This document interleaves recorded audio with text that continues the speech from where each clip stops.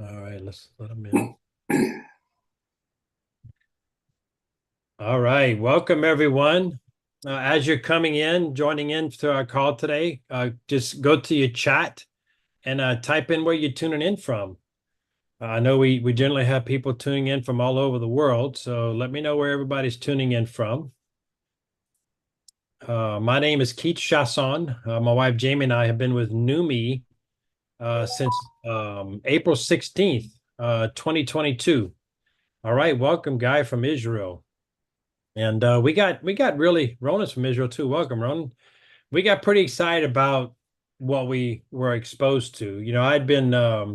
I'd studied and was very knowledgeable of glutathione for quite some time since around 2004, 2005. I did a lot of investigation personally on the human immune system. A lot of my investigation, this molecule kept coming up, kept showing up. I learned a lot of really interesting things about glutathione back then, predominantly that the delivery system was has a lot to be desired. Back then, it was pills, powders, capsules that you take orally. Uh, Not very efficient at all. We have an enzyme in our gut called GGT, gamma glutamyl transferase. I think that's what it is. It just destroys glutathione or even the precursor to glutathione when it gets into the digestive tract. So doesn't work at all. Very just to me, it was just a waste of money. And then there was IV I learned about, more efficient, more effective than the oral stuff. However, very costly as well. You'd have to go every couple, 2 or 3 days to do an IV session just to continue getting benefit because of the half-life. And our guest speaker today, Dr. Jerry, is probably going to talk about some of those things. And so I knew back then that it was really not that how glutathione was important, and there was a strong need to supplement with it, but what was available was not effective enough. And so I just kind of put it on the table, on the shelf, right? On a back burner, so to speak. Well, fast forward quite a few years, April 16th, 2022, our friend introduces us to this amazing technology. And I got really excited because my dream back then, my thought, my intention was that if someone could just develop a way to get supplemental glutathione into the cell, but by bypassing the gut, I felt that we can make a huge difference in the wellness of humanity on a global scale. And so that's what I saw when I saw those videos and listened to those audios that our friend sent us on April 16th. And we got excited and we began to share. And through that activity, I learned about and met our amazing speaker today, Dr. Jerry Shaw. I heard of Dr. Jerry prior to Numi, but I never met him, never got to engage with him. And man, I personally am blessed to be able to have done so. I've gained a lot of additional knowledge since meeting Dr. Jerry. I've learned a lot about him just from a personal standpoint and a professional standpoint. And that was a big difference for me when it comes to a business. You see, I've been involved in the network marketing industry since 1989, and we've had some cool successes, but a lot of dismal disappointments towards the latter end of that tenure. And those disappointments always came with unethical, a lack of integrity, lack of character when it comes to corporate leadership and when it comes to field leadership. And so when I met the crew, Stephen K. Scott, Aaron Renard, and meeting Dr. Jerry Shaw, they checked all the boxes when it comes to character, integrity, and business professional. And so I'm more than excited to introduce Dr. Jerry Shaw, who has been very instrumental in the wellness industry for quite some time. Trained in Ayurvedic Chinese medicine, trained in applied kinesiology and chiropractic work, functional medicine, you name it, very well-rounded, very educated to speak on the subject and the science of hydrostat technology, as well as the opportunity of Numi that we're all get the ability to be a part of. And so if you're here for the first time, tray table and seat backs in upright and locked position, buckle that seat belt because Dr. Jerry Shaw is going to take you to another level. Dr. Jerry, you here? Thanks, I am, Keith. Thank you. Good, good, Great good. introduction. Can you hear me? Yes, I'm gonna get you highlighted right now. Thank you. Yeah. Um, Keith mentioned, and by the way, great introduction, Keith, kind of a great overview of glutathione in general. I really appreciate that. And why would someone study all of those various health disciplines? Why would you go to that trouble? And it was my own health journey, actually. As a young person, I struggled with health and wellness and have lots of stories that I can relate to you. Probably saw the inside of a doctor's office a record amount of times before I was even 11 or 12 years old. And so it was a rough journey. And of course, embarking on my education, I had seen the inside of so many different doctors' offices that I really felt like no one type of doctor knew it all. So I was always oriented towards multidisciplinary type practices, because I just felt like each doctor in their particular specialty tended to see things under the color of their own lens. And sometimes that obscured what was really going on. So I really thought to myself, how better than to put people together, all attempting to do the same thing, but doing it from slightly different angles. And that did cause me to delve deeply into some of those healing modalities like traditional Chinese medicine, like Ayurvedic medicine, and other forms of therapeutics. And you sort out what is the good, the bad, and the ugly in medicine in general. And I think the good is that everybody's attempting to help the patient achieve a degree of balance. And that's what, in fact, we were given tasked with helping people, oftentimes that were given up on various modalities of medicine. Doctors had given up on them, given them only so long to live, et cetera. And so, arguably, we were given some of the toughest cases. And in so doing, you have to source, what's going on. Why is this person struggling? What is unique with their situation? Then we begin to encounter consistencies, and those consistencies revolved around certain organ systems.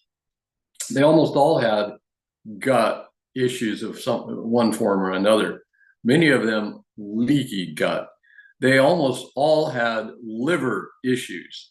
In the Chinese medical diagnoses, there were either liver heat, which means the liver is overworking, or liver deficiencies, which means it's on the south side of that overworking and now it's collapsing, those kinds of things.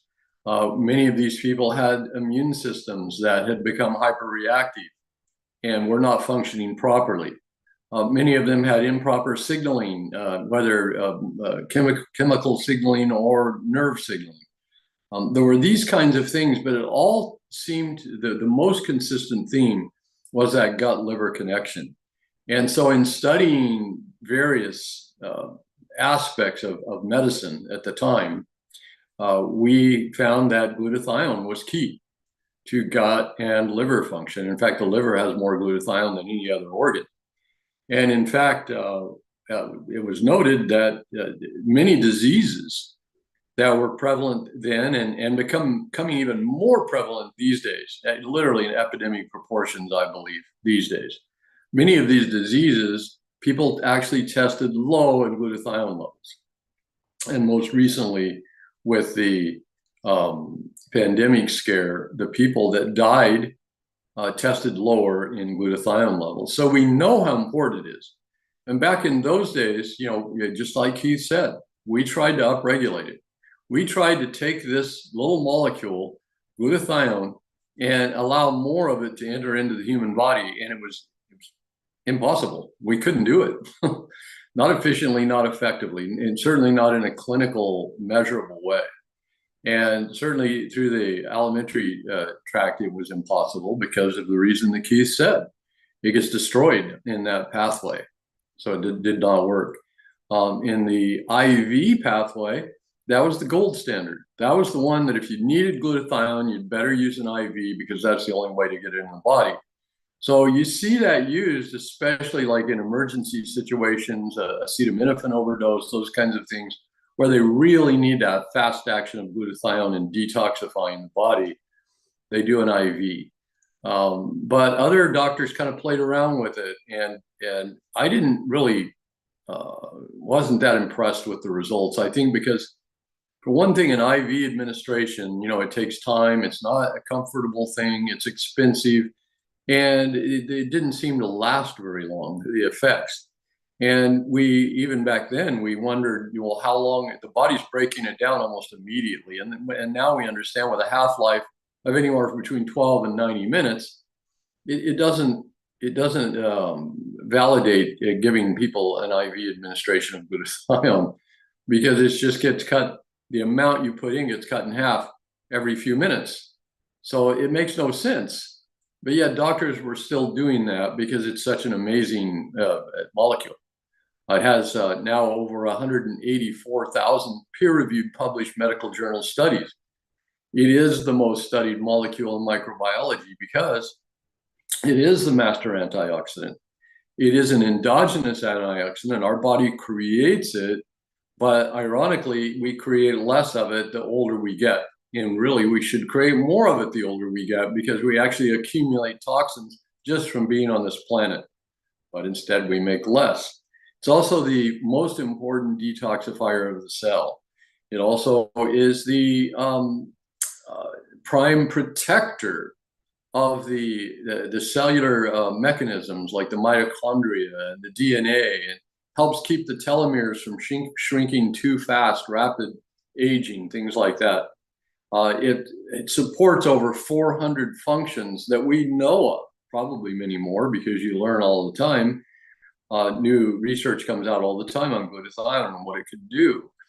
Many of those functions actually are necessary for life. If we didn't have glutathione, we would die literally within seconds because it supports life and it's ongoing at trillions of times every second.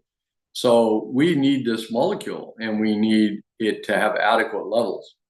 In fact, when levels drop lower, as I mentioned, the function of all of these different organs become compromised. So liver function, gut function, and it's a snowball effect. Brain, nerve, lung, all of these different functions become compromised. And I do explain just one of those on these calls, almost, when we do these calls daily, just one mechanism out of many that we could choose is the leaky gut that we're finding so common. And was that an issue? And it's become even more of an issue because the diet that people eat is not great. It's deficient in minerals and nutrients. The farms that raise our food now are not the family farms of old. They're the big agribusiness, and money is the bottom line. So of course they apply pesticides and herbicides very liberally, because that's what ensures their harvest, that they know they can with the least amount of labor. So our food is laden with those things. Many of those things we can't even wash off. And so they end up in our gut and they destroy the normal flora, at least knock back the normal populations. And the ones that gain the stronghold are the most aggressive, virulent, pathological kinds of things that tend to take over, the opportunists. And so that creates that imbalance and perpetuates that imbalance. Well, that's not healthy for the inside of your gut. So that's the first step. The next step is the fact that we've overused antibiotics.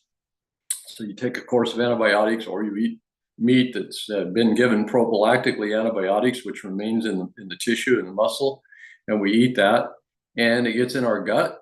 That further knocks back the populations. The other thing is the glyphosates that are sprayed on the crops, which are an herbicide, very destructive to the tissues of the gut. So it creates leaky. It creates the tight fibers of the gut, which should be meshed tightly and be a semi-permeable membrane, just allowing nutrients in, become gaps, allowing all kinds of things in, large molecules that shouldn't be allowed in. That activates the immune system. When the immune system's activated, and activated every time you eat, it wears down, it gets tired, it becomes slap happy, literally. And you run out of that second line of defense, the macrophages, leukocytes, lymphocytes, which are actually the precursors are produced in the liver. But where do those large molecules go? They go to the liver. The liver's already being burdened with all of the detoxification pathways that it's supporting, all of the 500 known functions to keep the blood right, all of these things. It's already overburdened. Now you overburden it even further. All of those jobs the liver is doing are not being done as effectively. Now you take into consideration lower levels of glutathione, liver function plunging, gut function plunging, also the third line of defense on the immune system, which is vital to have adequate levels of glutathione for it to even function properly. You have T cells, Th1 and Th2. Th1 is the best one, totally supported by glutathione levels. When glutathione levels drop, it flips over to Th2. That's not as discerning. It's more very likely to react to other kinds of protein structures other than the ones it's recognizing as pathogenic or problematic. And sometimes those are your own body tissues. It's autoimmune diseases. So it's no surprise that we were seeing an incidence of elevated level of incidence of autoimmunity, of various forms of cancers, of metabolic disorders in general, and inflammatory diseases, all tracking back to a mechanism like this. And that's one example of a mechanism that goes awry. There are many that glutathione supports that when glutathione levels are low, bad things begin to happen. So obviously we wanted to upregulate it. The issue was we could not figure out a really effective way of doing that. We relied actually on recommending food sources that would help the body to build glutathione.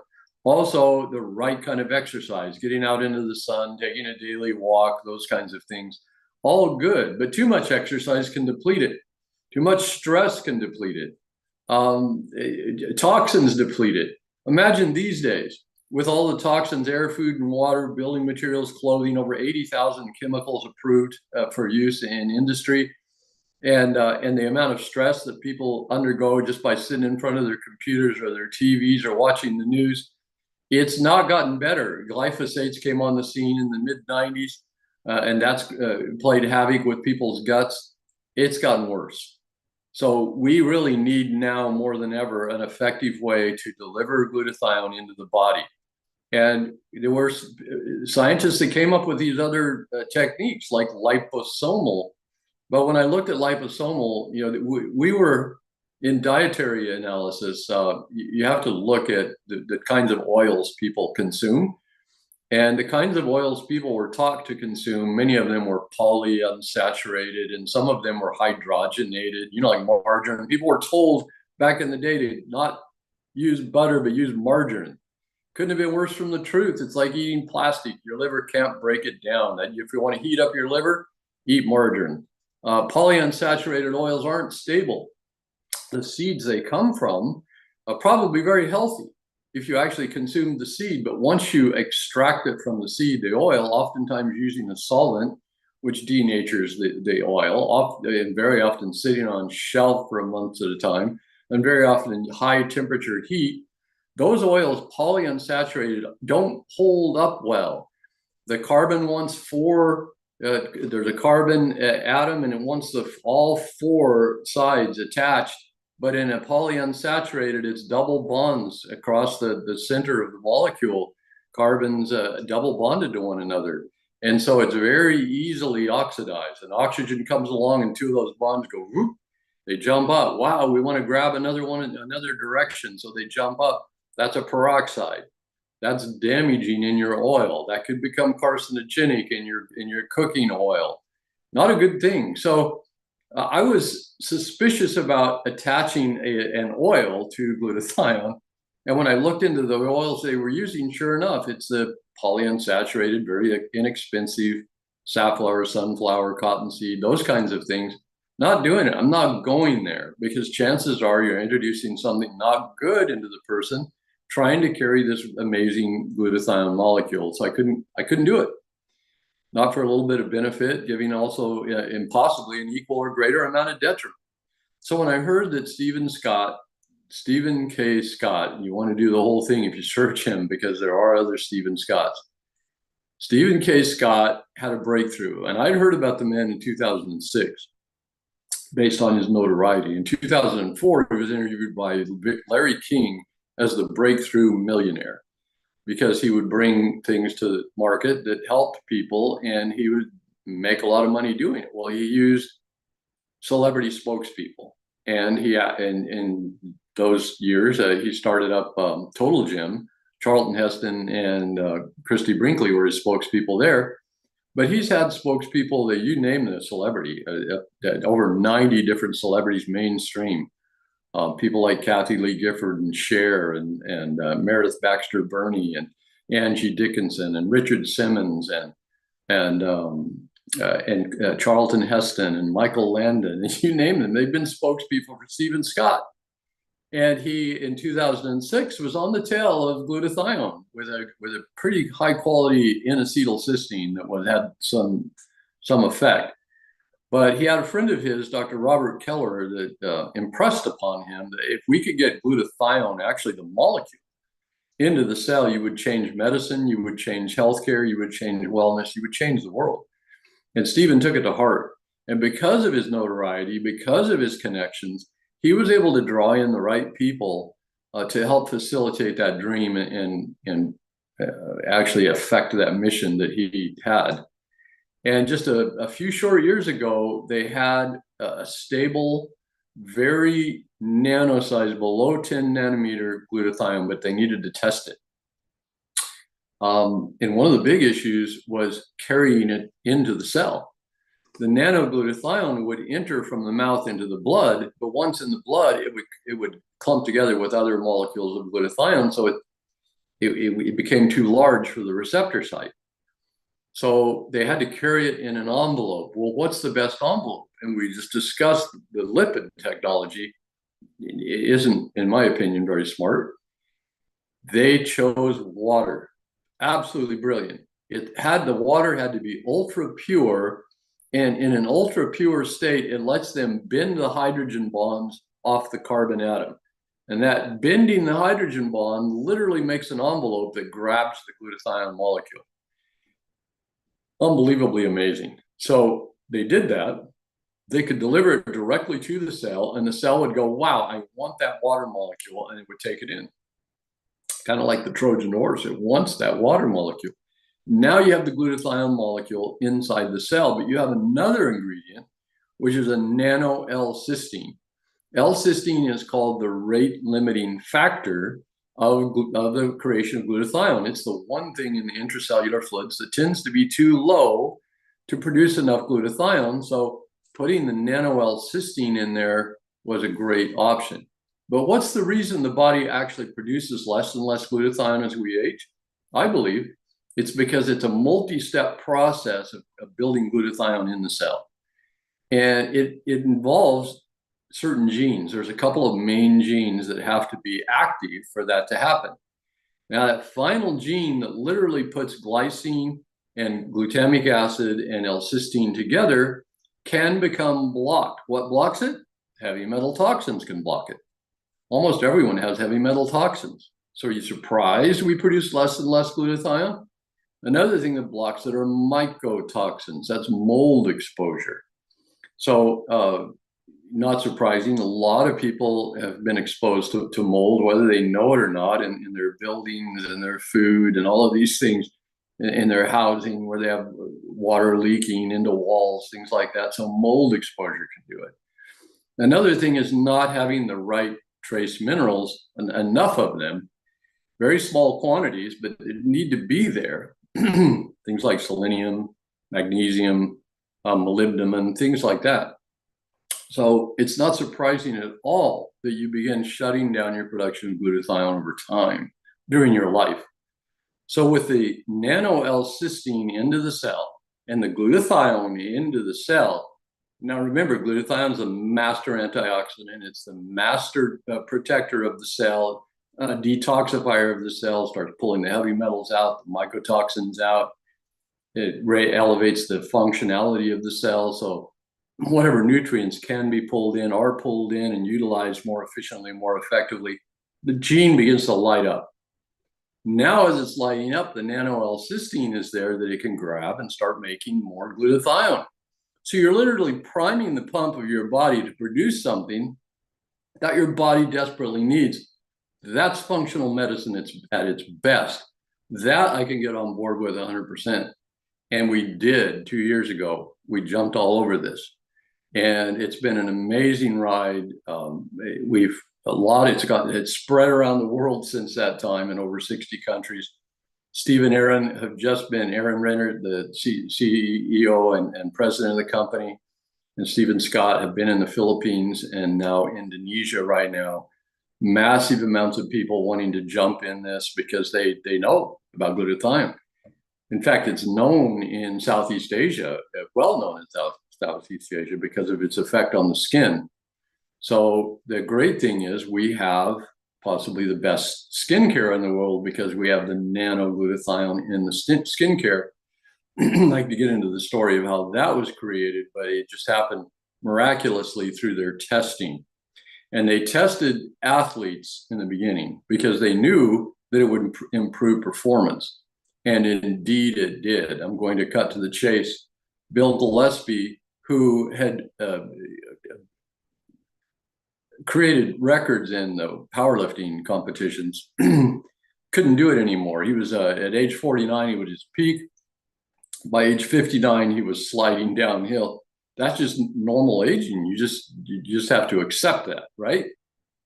Well, Steve told him about this product, Swish, and he started using it. And by the time he was age 62, so we're talking 3 years later, went 40% higher than he had ever lifted in his life on the bench press. Created a world record, 1,129 pounds, and it still stands to this day.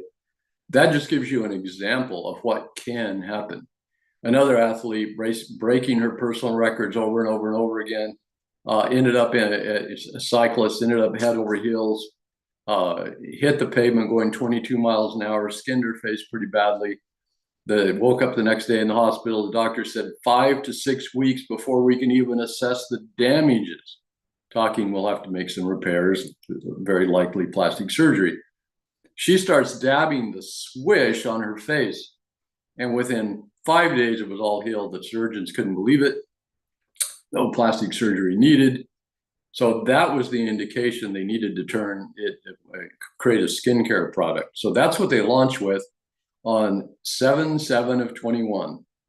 And so the 3-year anniversary is coming up this July 7th, but it's just getting started. That's the thing you have to understand.